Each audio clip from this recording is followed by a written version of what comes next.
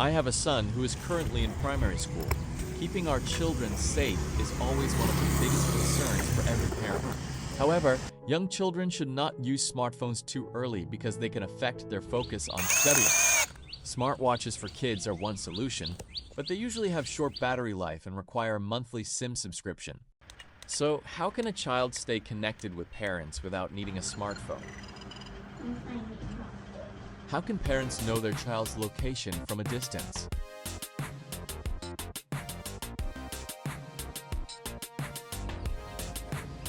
And when the two devices are close to each other, can we determine the location with meter-level accuracy? That is exactly the problem I want to solve in this project. My solution is to use LoRa technology. LoRa allows long-range data transmission with very low power consumption. This makes it possible to create a compact device that can run for a long time without relying on cellular networks. A simpler solution that focuses on connection and safety instead of turning children into smartphone users. I'm using the Seed Studio ecosystem for this project. The N37 comes with a built-in enclosure and battery, while the Wio Tracker L1 with the e-ink display does not.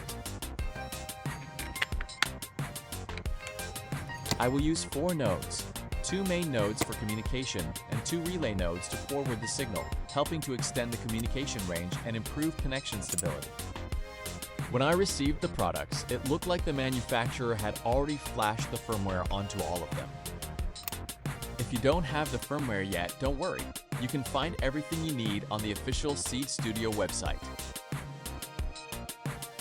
All we need to do is select the right module and flash the firmware.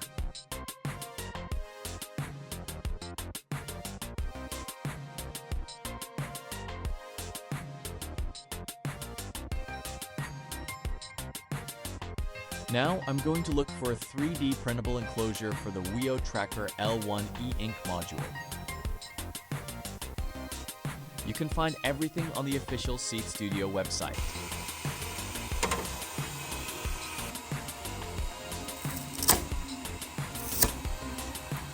The enclosure is ready. Now let's start assembling everything. I prefer the e-ink version because it is more power efficient and the display is much easier to see outdoors. The N37 also has its own advantages. It comes with a built-in enclosure and battery, making it more convenient to use. Assembling them is very simple. Just make sure to connect the LoRa and GPS antennas to the correct connectors.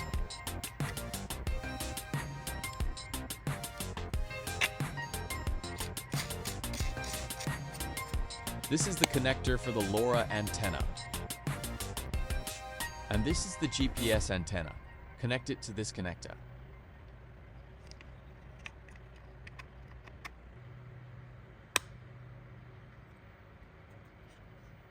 Next, connect the battery.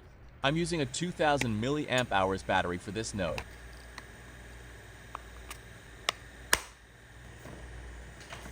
Finally, attach the antenna and the assembly is complete.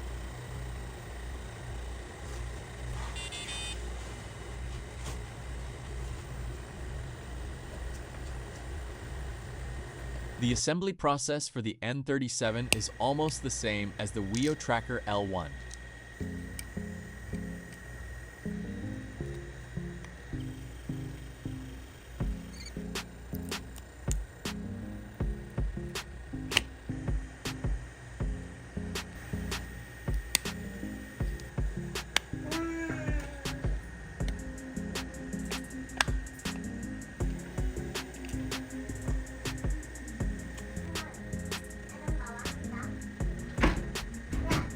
Both nodes are ready. Now let's configure them so they can communicate and exchange messages with each other. Let's start by powering on one of the nodes. I'll turn on the N37 first.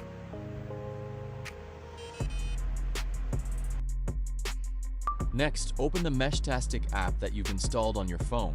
Tap to connect to the N37 via Bluetooth, then enter the password shown on the N37's OLED display, and wait for the device to restart. We'll keep the setup as simple as possible and leave most settings at their default values. We only need to change the frequency, the node name, and the message content.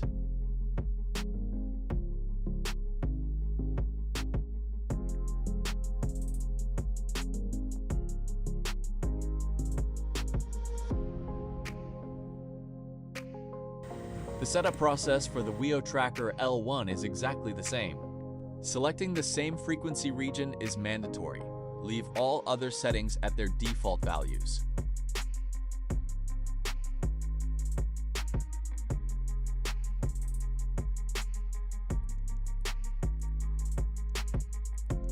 Once the setup is complete, both devices will appear in the Nodes tab of the app. If you can see both devices there, congratulations! You've successfully completed the first step. Now you're ready to send quick messages using the buttons on either node.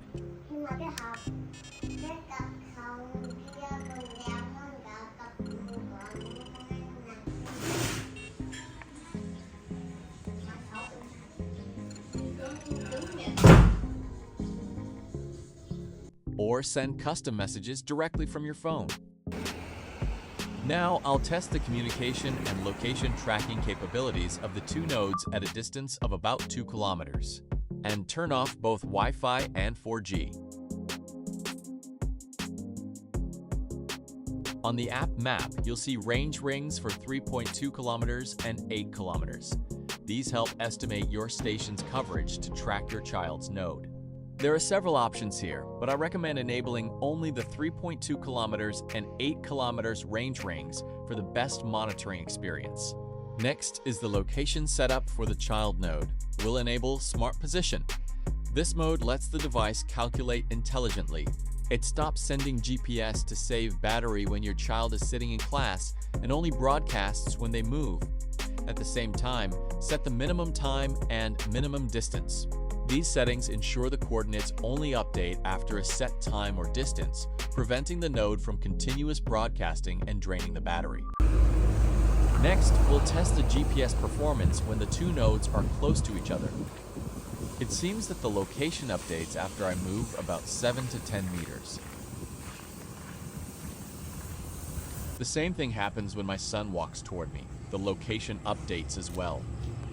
Just imagine taking these devices with you on a trip through the forest or out at sea. They could be incredibly useful. As I mentioned earlier, in this project, I'll build 2 additional relay nodes to extend the coverage and make the system more reliable.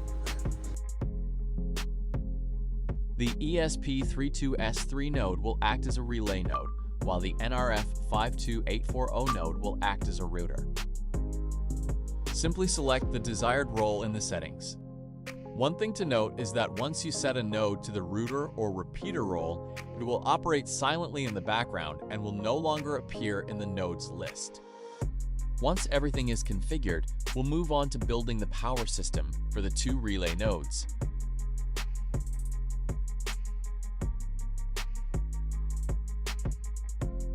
At first, I put them inside a glass light cover to protect them from the rain and wind, but that solution didn't work very well. So I switched to a light cover with a plastic enclosure instead.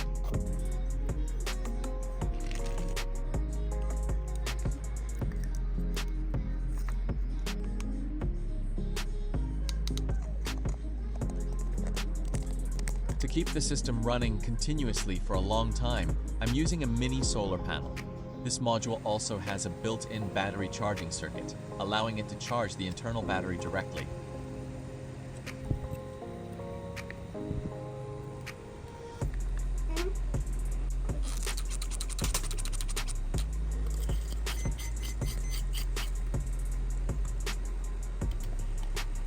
The ESP32S3 node will be installed at home, so I'll power it directly with a 5 volts adapter.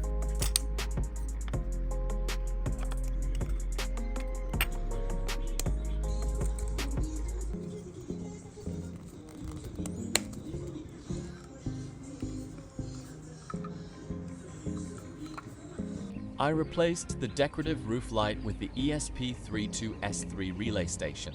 Surprisingly, it doesn't look out of place at all. The area around the school gate is surrounded by trees, so I decided to mount the rotor node on a nearby tall tree. And there you have it. My custom 4-node Meshtastic system is officially up and running. What started as a simple idea to track my child without phones or SIM cards has revealed the massive potential of the LoRa ecosystem. Think about it. With these mini repeaters hidden inside light bulbs, The applications go way beyond just family tracking. If you're hiking or off-roading in deep forests where cellular bars completely drop, this is your literal lifeline to stay connected and coordinate rescues. For fishermen near the shore or people working in remote areas, this provides a completely free, independent communication network that remains bulletproof against any natural disaster. The true beauty of LoRa Mesh is the community. If each of us sets up a small station at home, we collectively build a free, decentralized network covering the entire city, helping the community in emergencies.